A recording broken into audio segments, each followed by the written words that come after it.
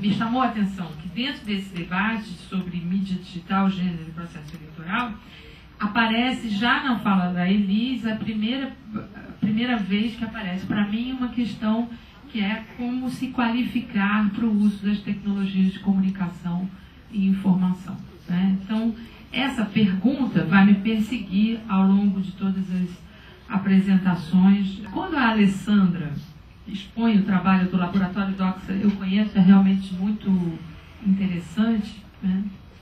Ela mostra o nível, percentualmente, né, quanto a mídia foi favorável ou desfavorável a alguns candidatos. Eu queria chamar a atenção de que nos últimos 20 anos as relações com as fontes se complexificaram muito, né?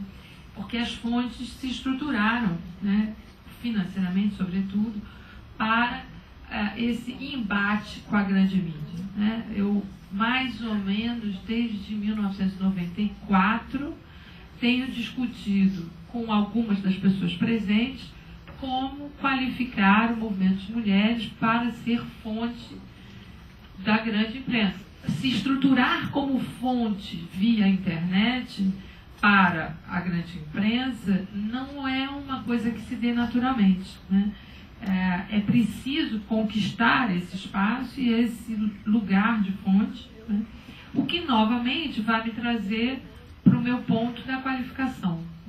Como se qualificar, então? Primeiro, para o uso das tecnologias de comunicação e informação nas suas várias utilidades, digamos assim, né? Desde você saber usar o seu celular e mandar um SMS fazendo essa mobilização que o Sérgio falou, até você saber produzir um blog ou um site ou um website eficiente usando as tecnologias gratuitas ou pelo menos as tecnologias de código livre. Me parece que a única maneira é pensar na criação de uma cultura digital, que a gente, se não entra nela, reforça o estereótipo, né?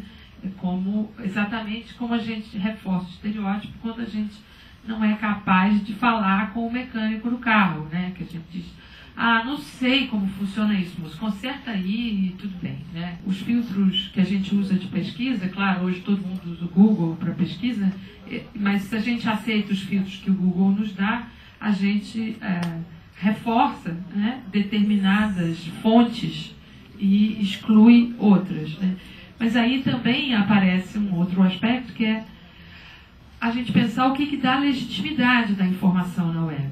Muitas vezes, o que dá legitimidade a uma informação na web é o fato de que aquela informação está postada, publicada por uma instituição, um órgão de imprensa, ou uma instituição mesmo, um IBGE da vida, um governo ou uma universidade, que tem a sua legitimidade dada não pelo espaço da web, mas pelo espaço convencional. Então, ela carrega aquela legitimidade para a web. Então, quando um movimento social usa a web como estratégia de disseminação, ele carrega também, digamos, muitos dos estereótipos que existem contra ele no ambiente, aqui, o ambiente não virtual, para o ambiente virtual. Então, a gente acho que também tem que pensar como, nesse processo de qualificação, conquista legitimidade. Só conquistando legitimidade como fonte, a gente vai poder influir nos critérios de noticiabilidade, que ainda são masculinos, brancos e conservadores. Mais difícil talvez seja comentar a fala do Amadeu, porque o Sérgio foi aclamado pela plateia e eu tenho algumas, digamos assim, diferenças em relação ao que ele disse, né? Claro que eu admito e reconheço, enfim, tranquilamente, que a tecnologia não é socialmente neutra, né?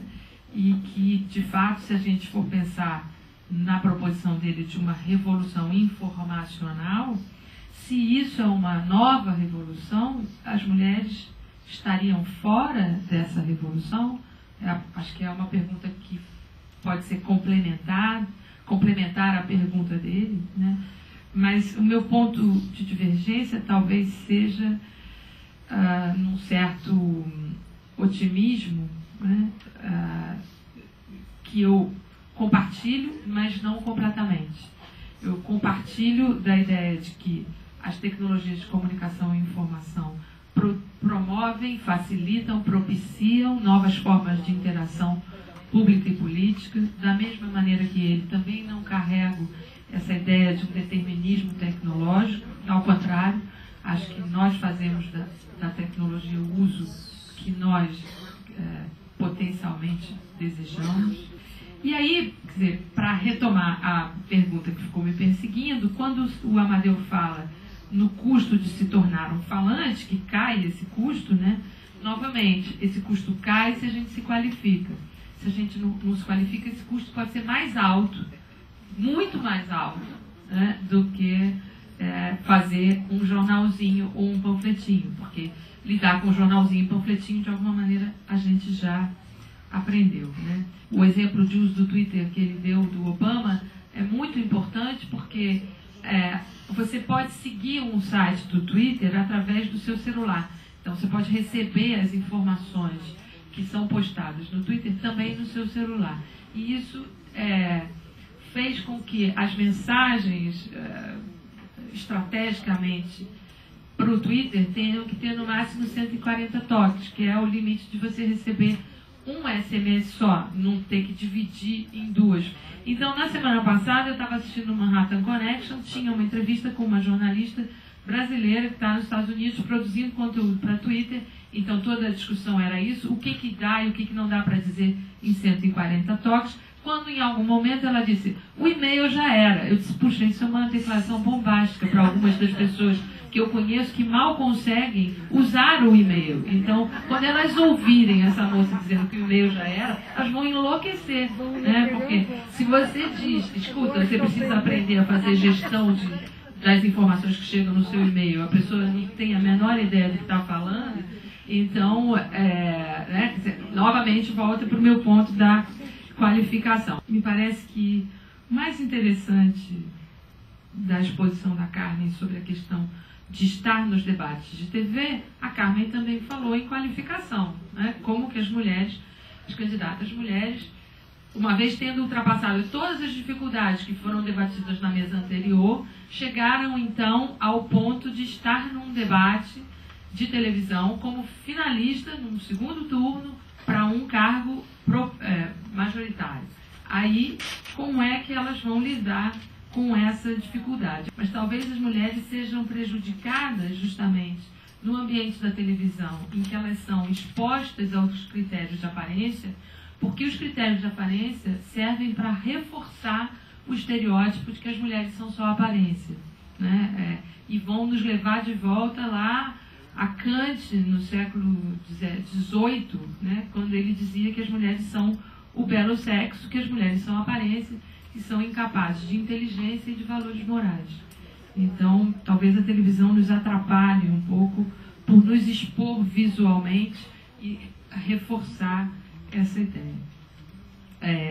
Mas então, para concluir, eu diria que o ponto que me chama a atenção na mesa é que nesse ciberespaço, ou nesse espaço de mídia eletrônica, para incluir a televisão que a Carmen trouxe para a gente, há tecnologias, essas tecnologias são novas, são inovadoras, mas elas podem sustentar a mesma estrutura de exclusão que nós conhecemos bem e conhecemos há muito tempo.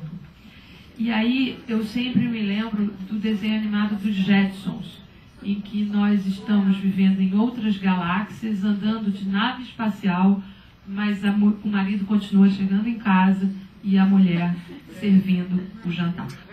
Então, acho que é importante que esse espaço não vire o desenho dos Jetsons.